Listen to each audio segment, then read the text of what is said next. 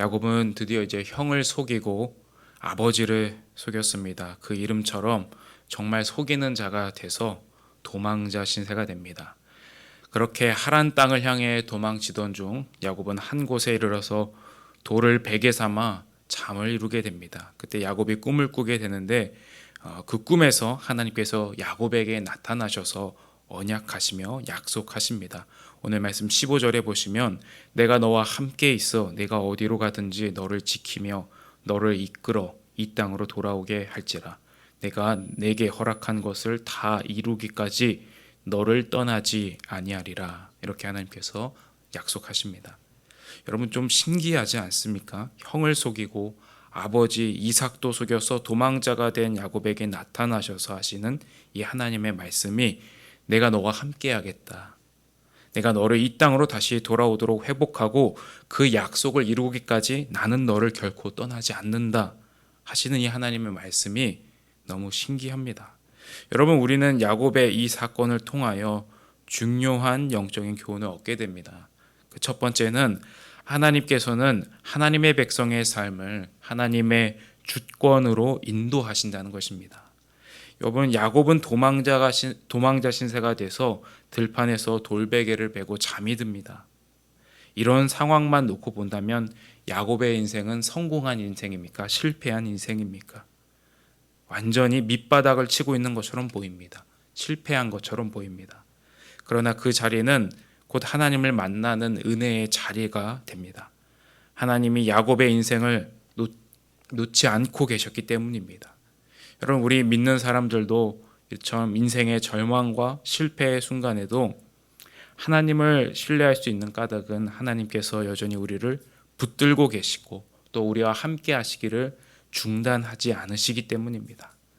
이 하나님의 주권은 야곱이 어떤 사람인가 하는 그런 조건에 달려있지 않습니다. 하나님이 하시고자 하시는 일을 하시는 것입니다. 사도 바울도 우리를 향한 하나님의 사랑에서 그 어느 것도 끊을 수 없다라고 가르칩니다. 하나님께서는 그분의 신실하신 사랑으로 우리를 여전히 이끌고 계시고 인도하십니다. 두 번째로 우리는 이 야곱의 여정을 통해서 약속을 지키시는 신실한 하나님을 만나게 됩니다.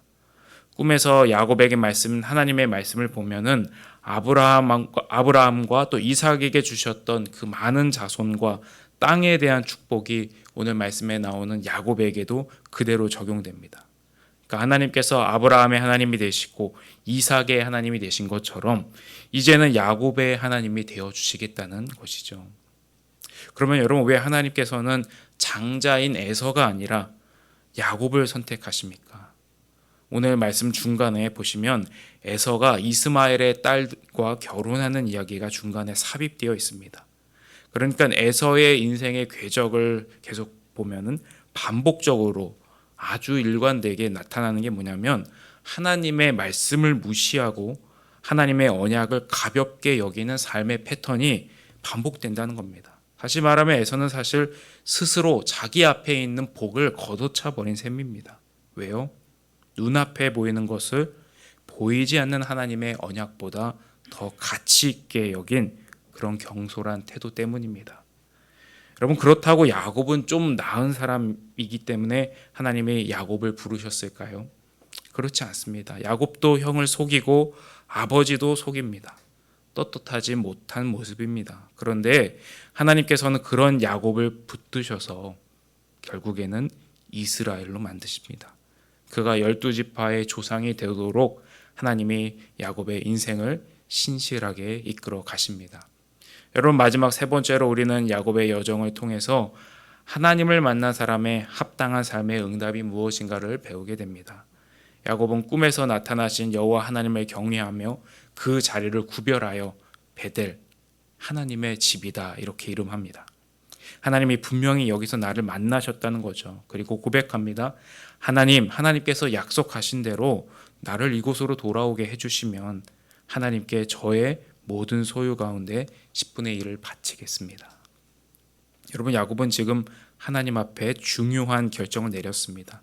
하나님의 도우심과 또 하나님의 보호를 구하면서 그 가운데 서원하고 있습니다. 그리고 하나님께서는 마침내 이 20년의 세월을 통해서 야곱이 구하고 서원한 대로 이루어지게 해주신다는 것입니다.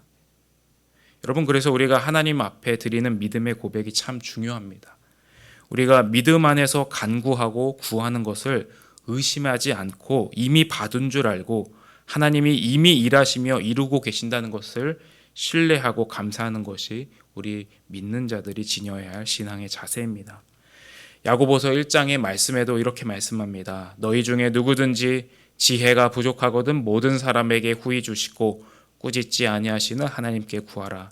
그리하면 주시리라. 오직 믿음으로 구하고 조금도 의심하지 말라. 의심하는 자는 마치 바람에 밀려 요동하는 바닷물결 같으니 이런 사람은 무엇이든지 주께 얻기를 생각하지 말라. 여러분, 은혜가 또 자비가 풍성하신 하나님께 우리의 필요와 간구를 드리시고 또 하나님께서 우리에게 가장 좋은 것을 주시는 아버지 되심을 확신하는 가운데서 세상 가운데 넉넉히 승리하시기를 축복합니다.